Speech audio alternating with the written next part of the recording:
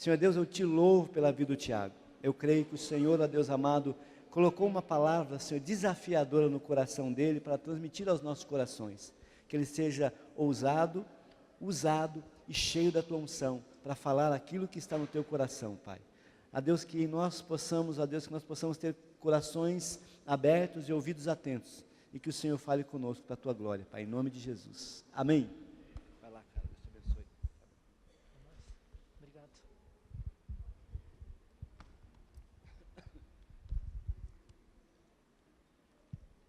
Paz do Senhor, meus irmãos. Ô louco, até me assustei aqui com o volume. Tudo bem? Enquanto que eu estou abrindo aqui, já quero pedir para a gente ganhar um tempinho, você já ir abrindo a sua Bíblia em Efésios 4. E assim a gente já fica junto. Ganhei um presente hoje porque quando o pastor me convidou para estar compartilhando a palavra nessa data, nem eu nem ele sabíamos que hoje, exatamente hoje, fazem 2 anos que eu e a Gabi nos mudamos para Curitiba. Então, o Senhor preparou esse dia aqui para nós. Então, para mim está sendo, além de uma honra estar aqui podendo trazer, compartilhar algo de Deus com vocês, está sendo um selar, né, um comemorar 2 anos de estar aqui com essa igreja, sendo amado por essa igreja, sendo cuidado, sendo abraçado. E eu queria dizer que isso fez tanta diferença na nossa mudança para cá, o fato de nós termos uma igreja que nos acolheu, amigos, amizades que a gente já tinha, mas que foram desenvolvidas para níveis mais íntimos, mais profundos. E se não fosse isso, a gente ia estar muito perdido aqui. Acho que o nosso tempo de adaptação seria muito difícil. E eu queria que, falei com o meu primo ontem, eu torço, ele está se mudando para São Paulo, ele estava morando aqui, eu disse, cara, eu torço que você encontre lá uma igreja que me amou e que me acolheu tão bem quanto eu fui aqui, porque daí você vai estar bem. Queria agradecer você, queria dizer que nós somos muito gratos de estar aqui juntos. Amém? Eu queria ainda dizer que nesse instante, nesse dia também, primeiro culto oficial do VIT aqui, né, VIT? Tem mais um blumenauense chegando aí. Levanta a mão aí, VIT. Ó, o VIT veio lá de Blumenau, vai congregar aqui com a gente também, está estudando aí. Então que esse mesmo amor dispensado seja dispensado lá para ele se sentir bem. Né? Por mais que eu sou mais alemãozinho, o VIT é um alemão negativo, não é tão branquinho assim. E também tem... Queria pedir... Você abriu sua Bíblia aí? Amém? Tudo certo? Queria, antes da gente entrar, queria te fazer uma pergunta. Você gosta de ser enganado? Alguém aí gosta? Você já foi enganado na compra de um produto, na contratação de um serviço? Tem gente que já fez aquela... Encheu o olho assim, tipo, nossa...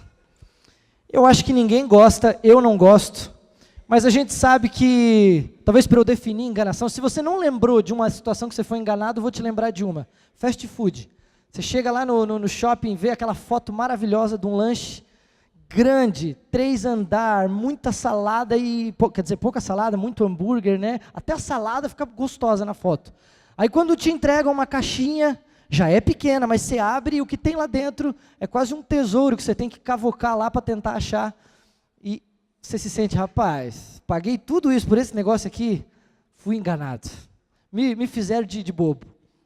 Eu queria, antes de começar a compartilhar contigo essa palavra, queria pedir a ajuda do Ricardo. Quero mostrar umas fotos para você de situações nas quais nós podemos sofrer com uma propaganda enganosa.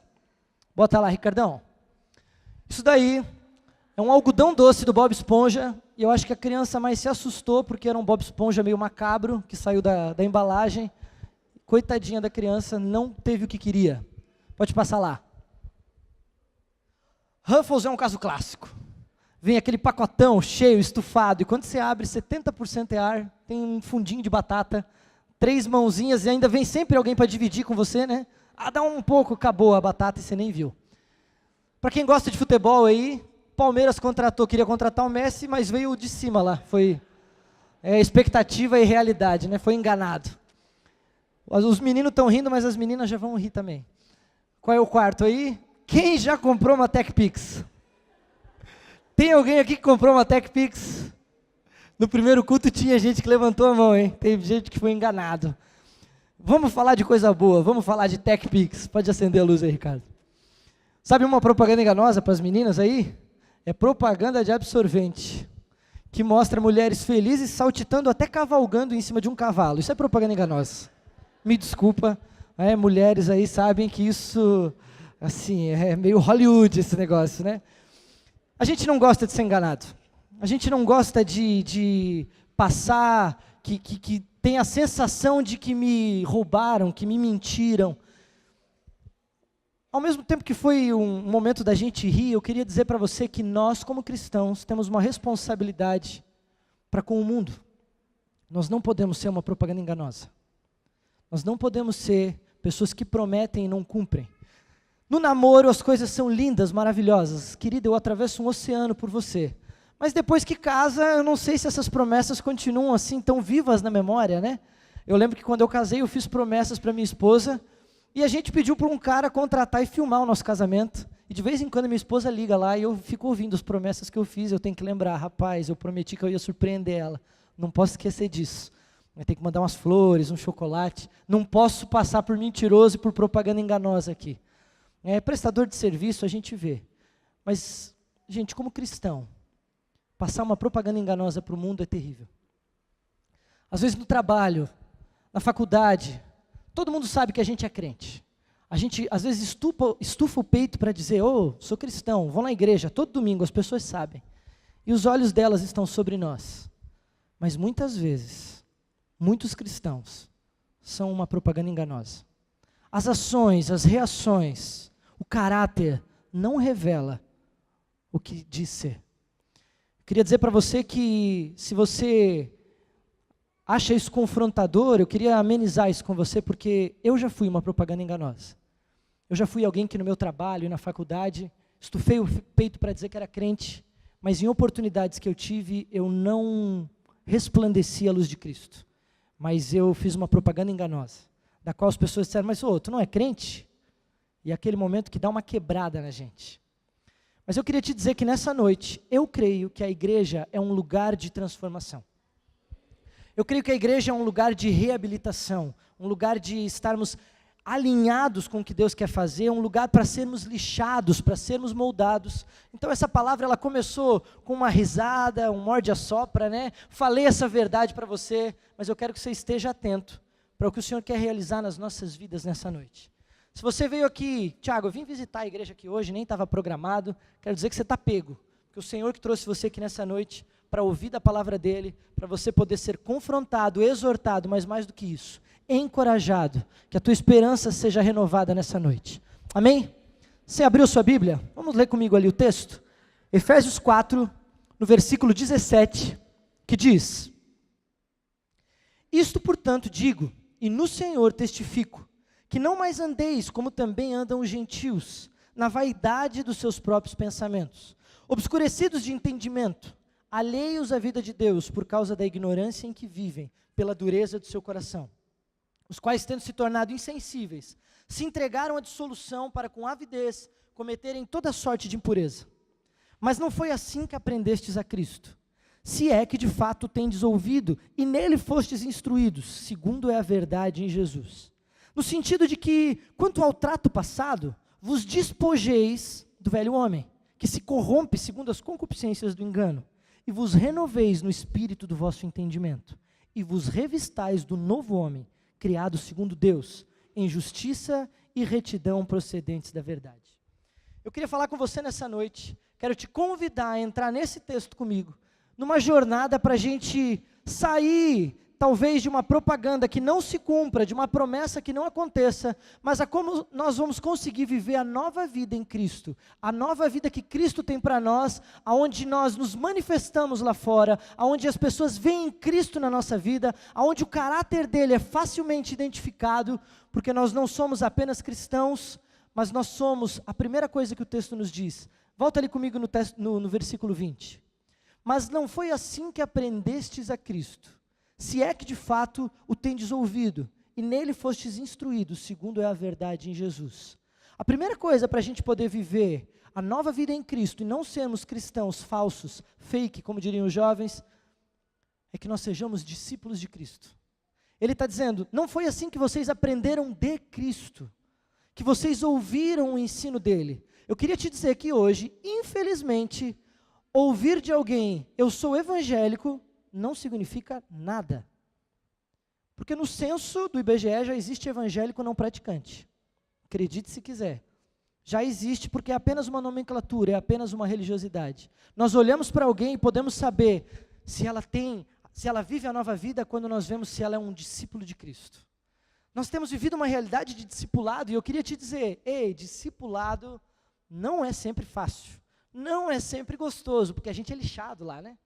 Lá a gente presta conta, a gente abre o nosso coração, a gente compartilha coisas e que muitas vezes não é exatamente o que a gente gostaria de ouvir de volta. Vem uma exortação, vem uma correção, mas essa é a maneira de nós deixarmos de ser propagandas enganosas, de sermos cristãos que não são relevantes, para começarmos a ser cristãos que fazem a diferença por onde passam. Cristãos que marcam o seu local de trabalho, cristãos que marcam a sua sala de aula na faculdade ou na escola, que marcam a sua família e a sua vizinhança. Eu queria olhar com você para esse texto, porque Deus nunca mandou na Bíblia que nós fôssemos membros de uma igreja. Você pode procurar na Bíblia que não tem esse texto. Não vai ter uma ordenança para você se filiar a uma igreja, mas existe a ordenança de ser um discípulo. Marcos 16:15 diz, ide por todo mundo, pregar o evangelho a toda criatura. Em Mateus 28, ele continua com a grande comissão dizendo, ide fazer discípulos de todas as nações, ensinando eles a guardar os caminhos, os ensinos de Cristo. Nós fomos ensinados, fomos chamados para sermos discípulos e fazermos discípulos. Eu queria que você avaliasse a sua vida hoje e você começasse nessa palavra a se avaliar, a analisar e dizer, ei, eu estou me encontrando já nesse primeiro ponto, eu sou um discípulo de Cristo, eu sou alguém que tenho frequentado meramente a igreja, eu sou alguém que eu já sou membro, eu sou filho, eu tenho até carteirinha, eu tenho foto com o pastor Adilson. Eu tenho, eu não sei você, mas eu tenho. Mas isso não significa que você é um discípulo de Cristo. E a palavra nos alerta para isso nessa noite. Ele não desenvolveu outro método. Não existe como ser discípulo com curso pela internet, à distância, assistindo videoaula. Não tem como. Existe um a um. É você andando com alguém, caminhando com alguém. Não existe outra maneira, outra ferramenta que Deus escolheu para suprir o discipulado. Ele falou, ide e fazei discípulos. O discipulado é a ferramenta que ele escutou, que ele separou para nós. Mas eu queria com você olhar para esse texto e nós avançarmos, porque depois de sermos discípulos, o texto diz para a gente que nós precisamos dar um segundo passo para não sermos fake, para não sermos falsos. Ele diz para a gente no verso 22, lê lá comigo. No sentido de que quanto ao trato passado, vos despojeis do velho homem que se corrompe segundo as concupiscências do engano. Olha o que ele está dizendo aqui para a gente. Vos despojeis do velho homem.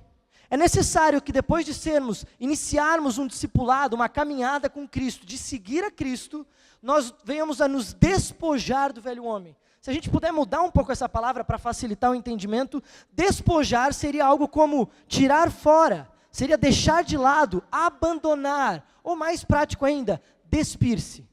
Seria tirar, se eu tivesse uma camiseta aqui de velho homem que pudesse simbolizar, eu tiraria ela e a palavra está dizendo, tira e abandona ela, deixa ela de lado. Porque olha o que o texto diz.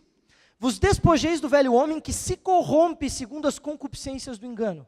A palavra está dizendo e deixando muito claro que o velho homem, aquele homem pecador, que nasce em pecado, como a Bíblia nos ensina, nos instrui, que nasce escravo disso, do pecado, diz que ele se corrompe pelas concupiscências. Tiago, que palavra difícil é essa? As concupiscências, elas falam dos desejos. A Bíblia diz, as concupiscências dos olhos, da carne e a soberba da vida. Aquilo que atrai os nossos olhos, aquilo que chama a atenção da carne, os desejos da carne de serem cumpridos, a soberba, o status, né, o poderio, o que aparece para mim, para minha carne, a palavra está dizendo, se dispam de tudo isso. Despojem. Despojai-vos de tudo isso. A palavra está dizendo que esse velho homem precisa ser largado. Se a gente pudesse definir um perfil, traçar um perfil desse velho homem, queria te convidar a voltar lá no primeiro versículo que a gente leu. Versículo 17, abre aí. É engraçado porque, quando você está abrindo, Romanos 8:20 diz que a criação está sujeita à vaidade, não voluntariamente, mas por causa daquele que a sujeitou. Pelo pecado, nós estamos sujeitos à vaidade. Olha o que diz o versículo 17. Isso, portanto, digo, e no Senhor testifico, que não mais andeis como também andam os gentios, na vaidade dos seus próprios pensamentos. Outra versão, se você tem a NVI, vai dizer na futilidade. Ele está dizendo aqui para a gente que o velho homem começa com preso, escravo, atrelado, algemado à vaidade dos pensamentos. Ele continua dizendo ali no 18 o seguinte: obscurecidos de entendimento, cegos. Obscurecido de entendimento fala de alguém cego, que não consegue enxergar. Se você é motorista e já viajou, passou por essa serra aqui, em sentido Santa Catarina e Porto Alegre, essa serrinha bem pertinho aqui, como eu já fiz algumas vezes para ir para Blumenau, você sabe que não é difícil ela estar com uma cerração muito forte e com chuva. Eu já passei por momentos ali, passando de madrugada, em que você tem que ir muito devagarzinho com o carro, porque você não consegue enxergar a frente. Obscurecidos de entendimento, não conseguem enxergar, estão cegos. Isso é o velho homem, o perfil do velho homem. Olha o que ele continua dizendo: alheios à vida de Deus, alienados, separados da vida de Deus, por causa da ignorância em que vivem, pela dureza do seu coração.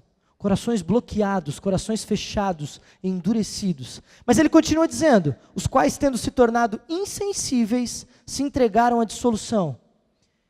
A gente começou a traçar um perfil aqui: escravos da vaidade, cegos no entendimento, alienados da vida de Deus, duros de coração. Ele chega agora em insensíveis. Insensível é o que não consegue mais sentir. Não sente dor. Você sabia que tem uma doença que tira a sensibilidade das pessoas? Que a pessoa pode colocar a mão no fogo, ela está queimando a mão dela, mas ela não sente. Ou ela então pode se cortar com alguma coisa, ser perfurado por alguma coisa, e ela não sente. Aí você vai dizer, como eu pensei: mas isso é bom, né? A gente não sente dor. Isso é péssimo. Porque por mais que a gente não sinta, a dilaceração, o machucado está ali. O nosso corpo está sofrendo. Está dizendo que o velho homem sofre com o pecado uma insensibilidade da qual ele talvez não sinta mais a dor que o pecado causa, mas continua destruindo a vida dele, continua destruindo o casamento dele, continua destruindo os relacionamentos, continua destruindo a vida financeira, continua destruindo tudo que ele tem. Assim é o perfil do velho homem, do homem que a palavra está dizendo que nós devemos ser despojados, nos despir dele. E daí termina dizendo que são entregues à dissolução com avidez para cometerem toda sorte de impureza. Diz que é entregue com avidez, está falando de cometer pecado com força, assim, com intensidade. Aí você vai dizer: Tiago, mas eu não estou me encontrando nesse perfil aí. Eu queria te dizer que o velho homem, segundo a Bíblia, não é alguém que ele morre com facilidade. Olha o que diz Colossenses 3, 5-9. Não precisa abrir, eu vou ler para você. Assim façam morrer tudo que pertence à natureza terrena de vocês: imoralidade sexual, impureza, paixão, desejos maus, a ganância, que é a idolatria. É por causa dessas coisas que vem a ira de Deus sobre os que vivem na desobediência, as quais vocês praticaram no passado, quando costumavam viver nelas. Mas agora abandonem todas essas coisas: ira, indignação, maldade, maledicência, linguagem indecente no falar. Não mintam uns aos outros, visto que vocês já se despiram do velho homem com as suas práticas. Aqui o texto está dizendo: façam morrer. Se é para fazer morrer, significa que está vivo, que vive de novo. Significa que os nossos olhos querem ver coisas que são inapropriadas, que a nossa carne deseja sentir ou ter experiências que não cabem mais a alguém que é renovado em Cristo. Por isso a palavra diz que nós devemos nos despir. Você sabia que vestimenta, biblicamente falando, fala de obras? Está falando do que é feito. Está dizendo que nós devemos nos despir desse tipo de coisa, desse tipo de atitude, disse ira, maledicência, mentira. O texto de Efésios que a gente está lendo, ele continua falando sobre não roubar. Ele começa a levar sobre as atitudes que a carne quer cometer. O Martinho Lutero, todos nós conhecemos ele tem uma frase que diz que: pensei que o velho homem tinha morrido nas águas do batismo, mas descobri que o infeliz sabia nadar. Agora tenho que matá-lo todos os dias. Se você acha que já morreu, eu quero te dizer que ele é bem persistente e é necessário que a gente venha matar ele todos os dias. É necessário que a gente venha lutar com ele todos os dias. Mas eu queria te dar a boa notícia. Depois de nós nos tornarmos discípulos, depois de nós nos despirmos desse velho homem, destas atitudes, destas obras, desse tipo de mentalidade, a palavra diz o seguinte para nós, verso 23. E vos renoveis no espírito do vosso entendimento.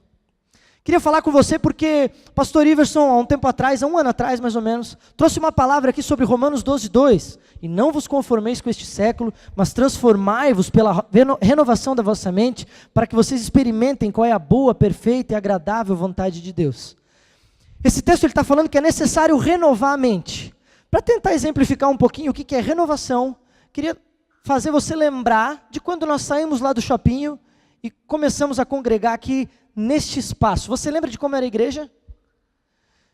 Se eu for um pouco antes do shopping, antes de nós voltarmos para cá, você lembra de como era que a igreja não tinha nada a ver com o que é isso daqui hoje? O palco era lá, a igreja tinha degraus para baixo, não tinha galeria, o teto não era tão alto, era só na altura aqui que você está vendo, onde a parede acaba. Mas esse lugar passou por uma renovação. Você entra aqui hoje e você vê, rapaz, é tudo novo. Quem veio há 5 anos atrás e entra aqui hoje diz, mas é outra igreja.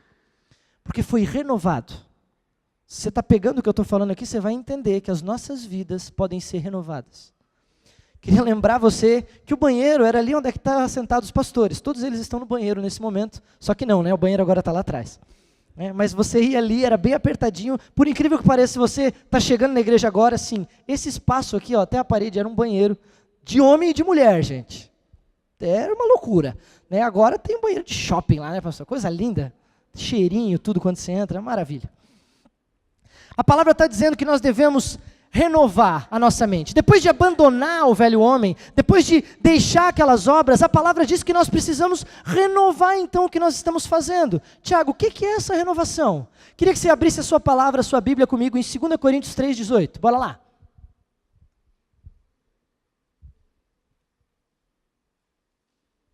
Se eu pudesse dar outro nome para isso, renovação de mente, eu chamaria de santificação, segundo esse texto que a gente vai ler.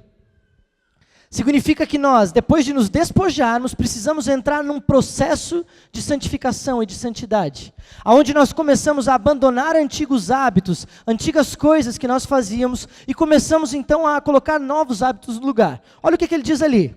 E todos nós, com o rosto desvendado, contemplando como por espelho a glória do Senhor, somos transformados de glória em glória, na sua própria imagem, como pelo Senhor, o Espírito. Por que o nome disso é santificação?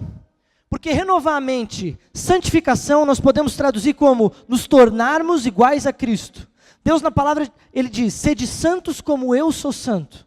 O convite dele não é apenas que a gente venha tirar as vestes antigas de pecado, mas que a gente venha se tornar como ele. E por isso nós precisamos entrar num processo de mudança de mente, de renovação de mente, aonde as coisas velhas vão ficando para trás e o Senhor vem fazendo novas as nossas atitudes.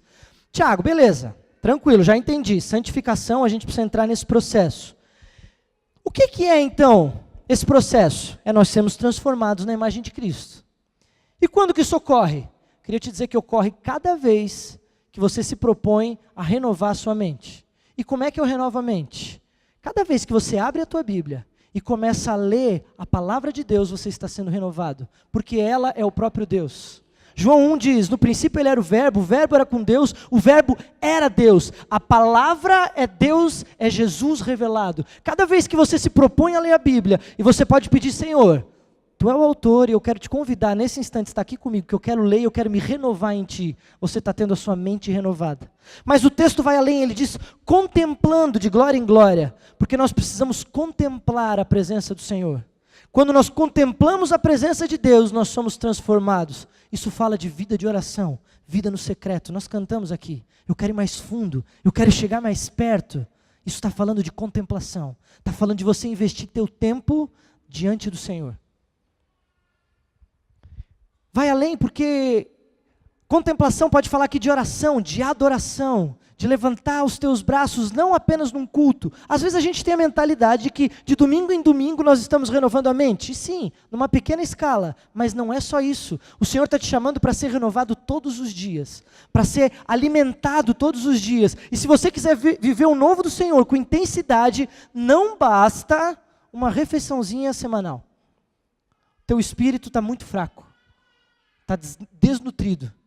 Mas quando nós começamos a viver essa realidade diária, a nossa vida começa a ver mudança. Eu te pergunto, você quer ver mudança nos teus relacionamentos?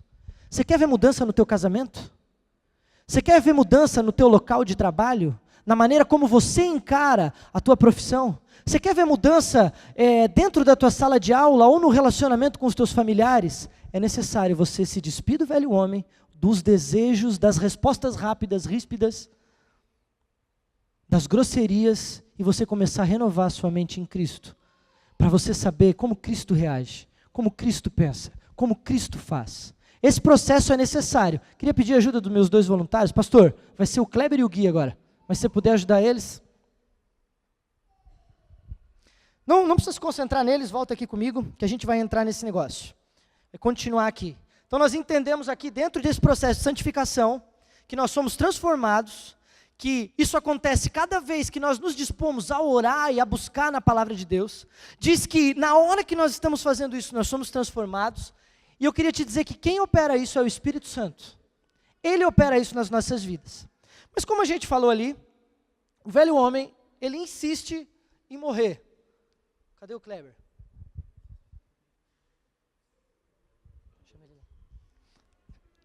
O Kleber ficou até sem graça. Chamei o Kleber aqui para representar o velho homem, que além de tudo ele é corintiano, muito bem representado. Eu zoei o Palmeiras, eu posso zoar o Corinthians.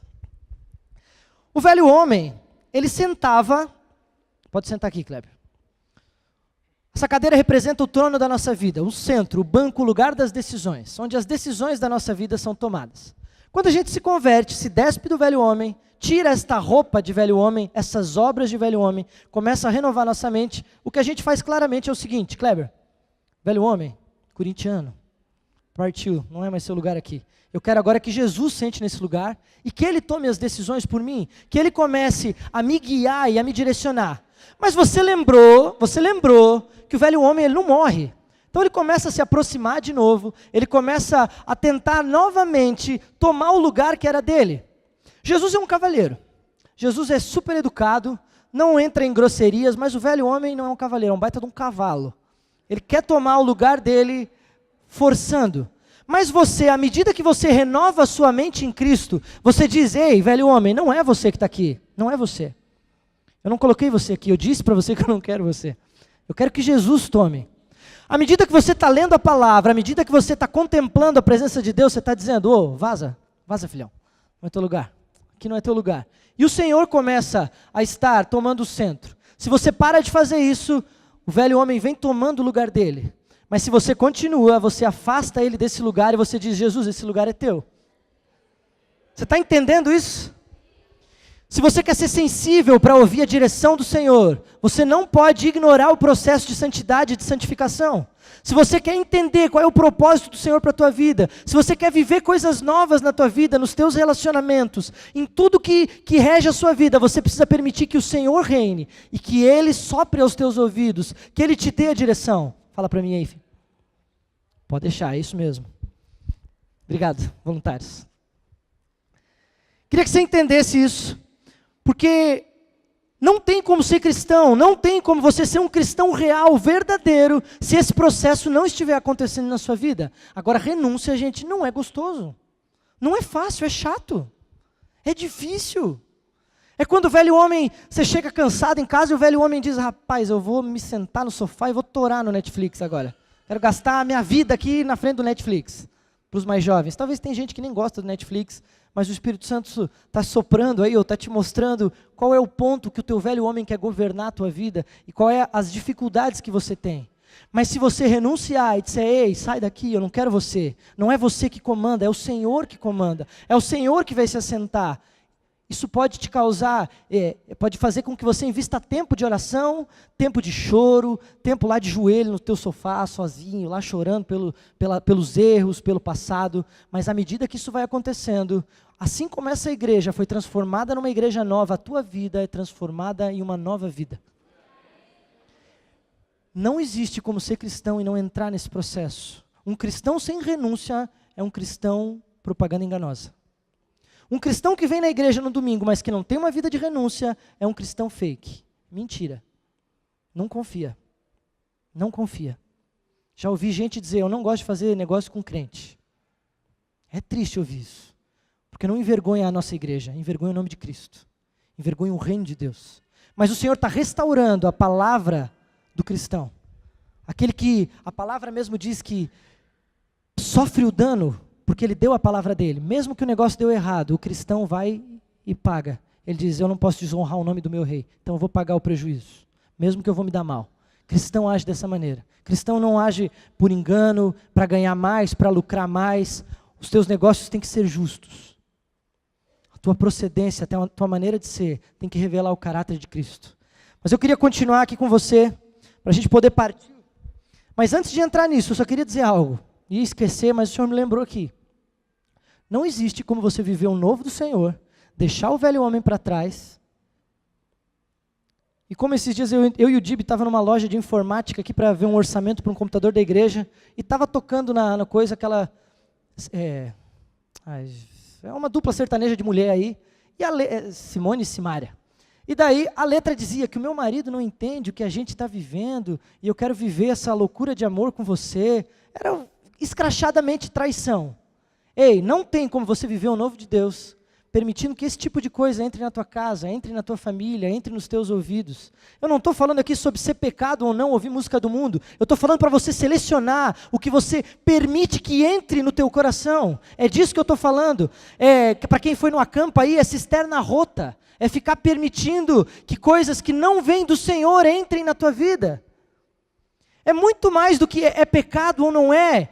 Sabe que tem gente que tem dificuldade com os seus pensamentos e com fidelidade no seu casamento, porque fica assistindo e ouvindo coisas das quais não deveriam nunca entrar na casa ou passar na televisão de um crente?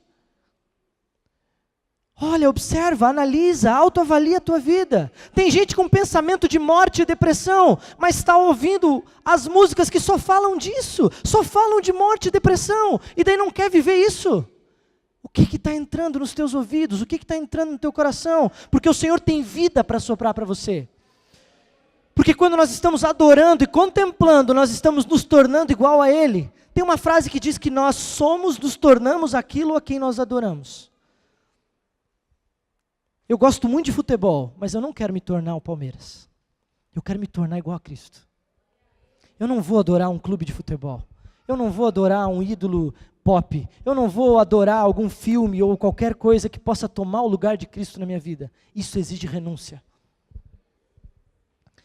Queria lembrar com você que depois que nós somos discipulados, depois que nós nos despimos do velho homem, que nós renovamos a nossa mente, nós entramos no quarto ponto e último dessa noite, que diz lá no versículo 24, eu queria que você lesse comigo. E vos revistais do novo homem, criado segundo Deus, em justiça e retidão, procedentes da verdade. Eu queria que você entendesse que quando você se despe, não sei se essa palavra está certa aí, Marcão, despe, está certo?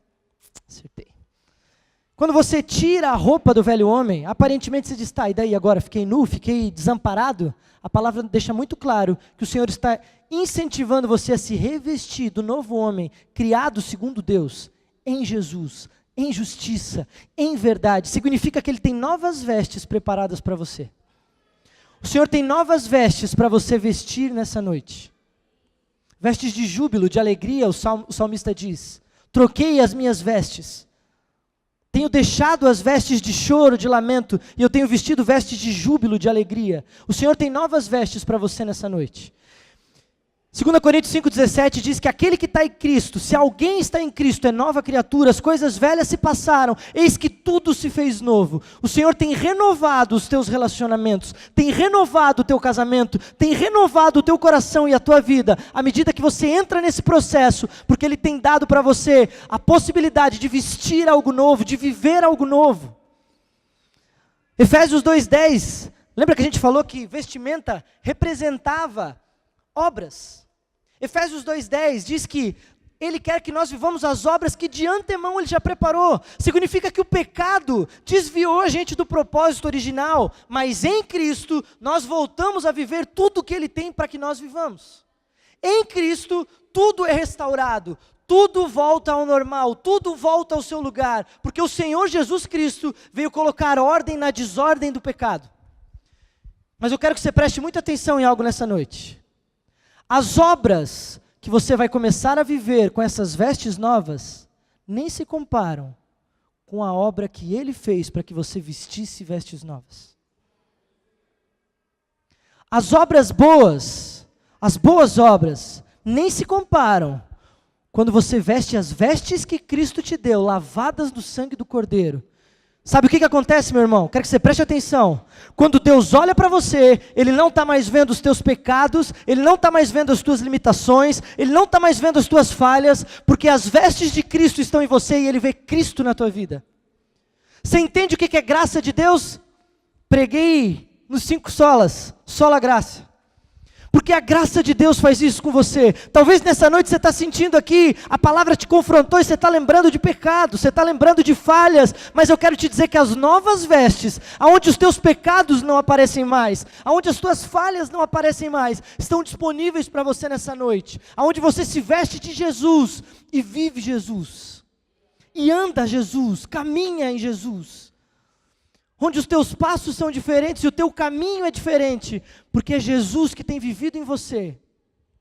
Eu queria te dizer que não é necessário você sentir calafrio, não é necessário você sentir arrepio, não é necessário você cair para pegar novas vestes. É necessário você tocá-las e buscá-las pela fé. Está disponível para você nessa noite. O Senhor deu, não tem preço a ser pago, Ele deu de graça para você. Está disponível. Eu queria te convidar a ficar de pé.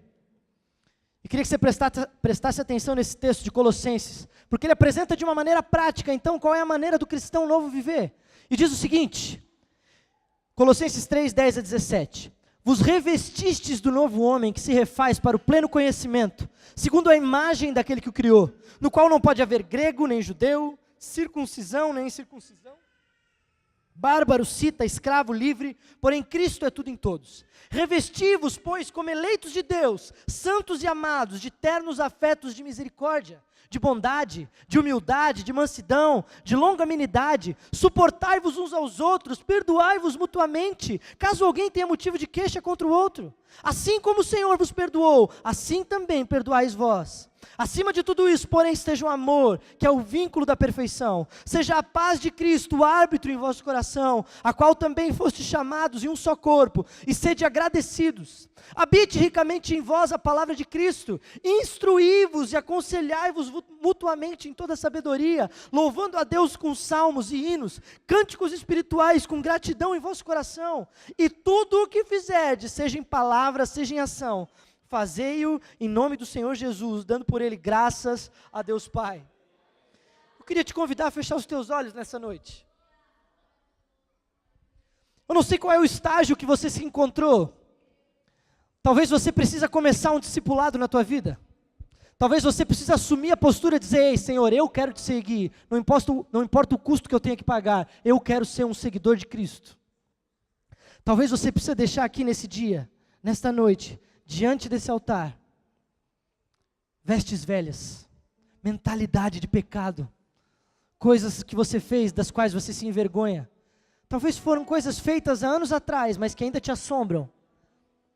Mas o Senhor está te convidando a entrar numa renovação de mente, onde essas coisas vão ser esquecidas. É como se você tivesse um líquido preto dentro de você e você fosse como um cálice. No processo de santificação, o Senhor começa a derramar água sobre a tua vida e aquele líquido preto vai saindo. Nesse processo de santificação, enquanto você busca o Senhor, lendo a palavra, enquanto você ora, enquanto você permite que pregações entrem no teu coração, enquanto louvores entram nos teus ouvidos e no teu coração, e a tua vida vai sendo limpa, as coisas velhas vão ficando para trás e o Senhor vai fazendo tudo novo. Entenda que a decisão de deixar as vestes velhas aqui é feita de uma vez por todas, mas o processo de santificação não para. Talvez você precise alinhar esse processo na tua vida hoje, assumir ele, assumir um processo de renúncia do eu. Mas eu quero te dizer que há novas vestes disponíveis para você. Vestes limpas. A palavra diz, bem-aventurado aquele que limpa suas vestes no sangue do Cordeiro.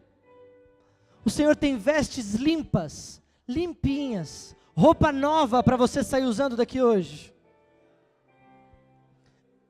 Eu não sei qual é a decisão que você precisa tomar, Mas eu quero te dar a oportunidade nesse instante, você fechar os teus olhos e conversar com o Rei dos Reis, aquele que quer se assentar no trono da tua vida, e eu creio que já está assentado. Que você olhe para os olhos dele, de olhos fechados, e diga: Senhor, você é o Rei da minha vida, você está sentado no trono, tem coisas que eu preciso ajustar. Senhor, eu quero deixar vestes velhas aqui, eu quero pegar vestes novas. Eu quero entrar nesse processo contigo. O processo onde o Senhor se torna cada vez mais real e eu me torno cada vez mais parecido contigo. Mas eu queria ainda dar oportunidade, enquanto todos estão de olhos fechados, a se alguém aqui nessa noite que nunca tomou a decisão de permitir que Jesus se sentasse no trono da sua vida, de dizer: eu quero que você seja o meu Senhor, eu quero que você seja o meu Rei, eu quero entregar minha vida para ti. Se existe alguém nessa noite, enquanto todos estão de olhos fechados, que você levante a sua mão, porque é um tempo oportuno para você entregar a sua vida hoje. Não se preocupe com quem está do seu lado, porque é o Rei dos Reis que está olhando para você. Como eu disse, ele é um cavalheiro. Ele não vai forçar a porta do teu coração. Mas se você se tornar vulnerável e permitir que ele entre, ele quer transformar a tua vida. Ele quer curar o teu coração. E eu quero te dar a oportunidade. Se você se encaixou em um desses 4 pontos, ou se você quer realmente entregar a sua vida, eu quero te convidar num passo de fé, vir buscar novas vestes aqui. O pessoal da intercessão está disponível para orar com você. Talvez você precise de um abraço, de um encorajamento. Talvez você precisa de uma palavra. E o Senhor tem isso disponível para você nessa noite. Você não é desprezado. Você não foi rejeitado por Deus. Porque Ele está de braços abertos te esperando nessa noite. Para reatar e renovar. Os sonhos de Deus para a tua vida não morreram. Os sonhos e os propósitos do Senhor para você não morreram. O que é necessário hoje é se despir do velho. É se despir do velho. É deixar o teu orgulho para trás. É deixar a soberba da vida. É deixar os teus prazeres para trás. Para que o Senhor possa assumir o trono do teu coração.